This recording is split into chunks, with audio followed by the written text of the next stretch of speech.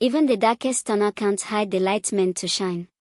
He was born under a leaking roof, on a cold Harmattan night, in a village where people believe some children came into the world just to suffer. His name was Obinna, a name his mother whispered with trembling lips, moments before death took her away in childbirth. His father. No one ever spoke of him. Some said he died in prison, others swore he vanished into the forest, never to return. Obinna became an unwanted guest in his own family, raised by a bitter aunt who saw him as nothing more than an extra mouth to feed. He slept on a mat near the firewood pile, ate the burnt rice no one wanted, and wore shoes only when going to church on Christmas Day. If he was lucky. But even as life pressed him down, something in Obinna refused to break. He talked to himself often. Not out of madness, but out of hope. I will become someone, he would whisper while scrubbing pots in the village stream. One day, they will call my name with respect. The villagers mocked him. Who will sponsor your dreams, Obinna? The air. You should be learning how to be a good farm boy, not chasing empty clouds.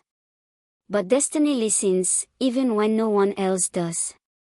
At age 14, while hawking groundnuts on the highway, Obinna saw a convoy of cars pass by, big black jeeps, with windows tinted like secrets.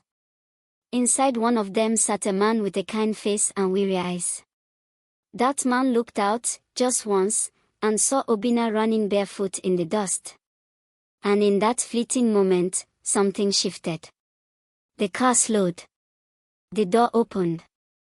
Obinna's life was about to change. Sometimes, one glance is all destiny needs to begin its journey. The man in the black SUV didn't know why he told the driver to stop.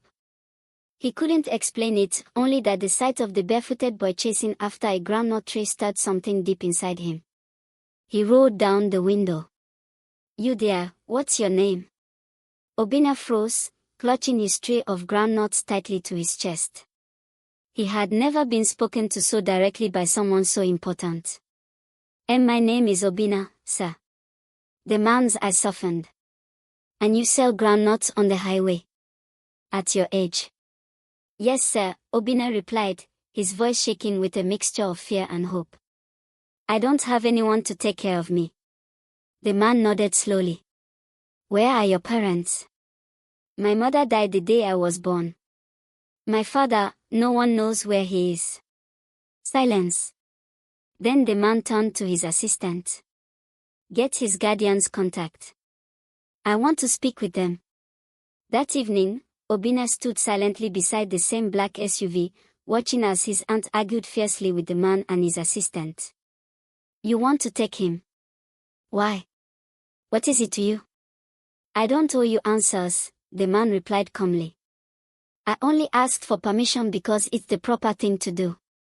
If you'd rather I report you for how you've treated him, I can do that too. Faced with the truth, the aunt stepped back and waved them off. Take him. Let him be your headache now.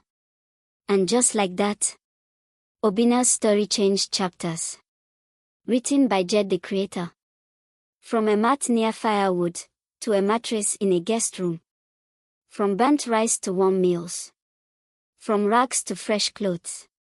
But it wasn't just the physical comforts. It was the first time Obinna saw someone fight for him. The man's name was Mr. Arens Okafor, a widower and retired army general turned businessman. He had lost his only son in a car accident years ago, and somehow, looking at Obinna, he felt that empty space in his heart shift. That night, in his new bed, Obinna lay awake, staring at the ceiling. God, is this how you begin to write new stories?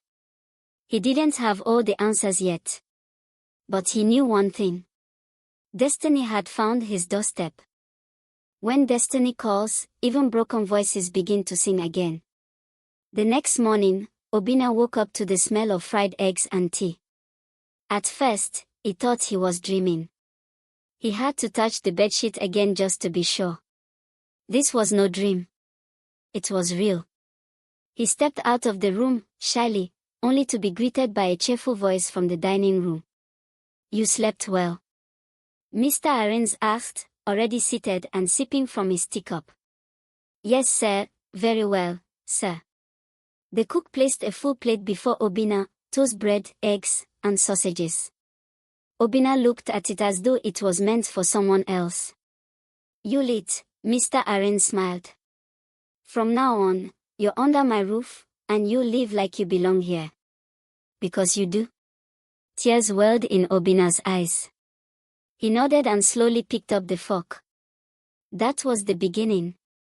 Days turned into weeks. He was enrolled into a private school, given new uniforms, and even a backpack with his name stitched on it.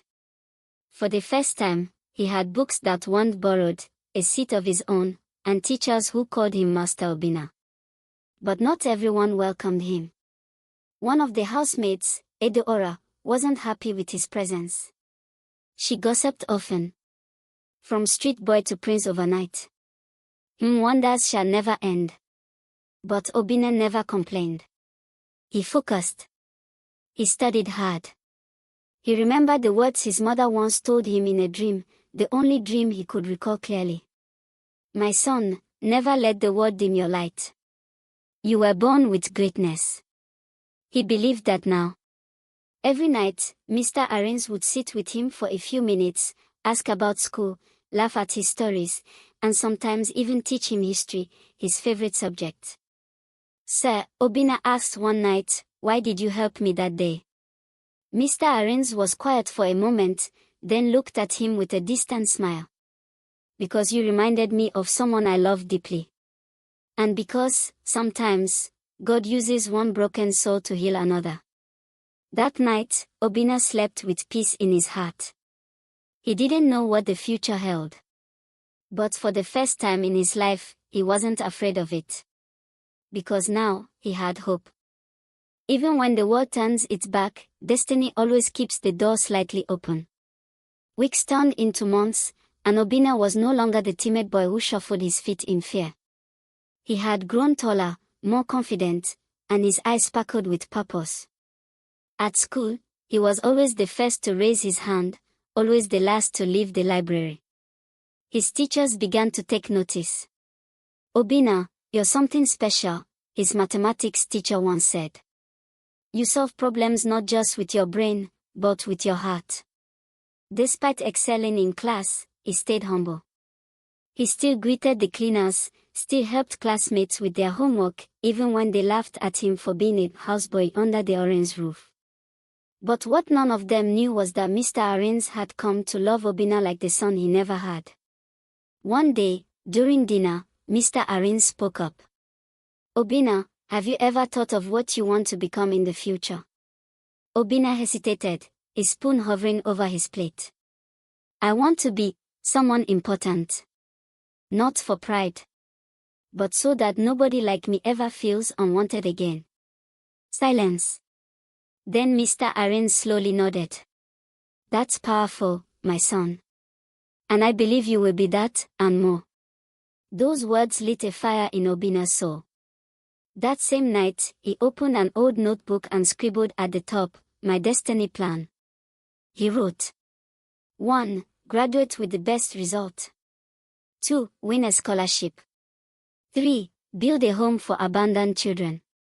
4. Make Mr. Arens proud. 5. Find out who my real father is. That last part stung. It was a mystery that had haunted him since he was 5. His mother never told him much, only that he was not ready to be a father. But Obinna wanted answers. And destiny was already preparing a shocking answer. One Sunday, after church, Mr. Arens took Obinna to a big gathering, a family reunion. Obinna had no idea he was about to meet someone that would shake the foundation of everything he believed.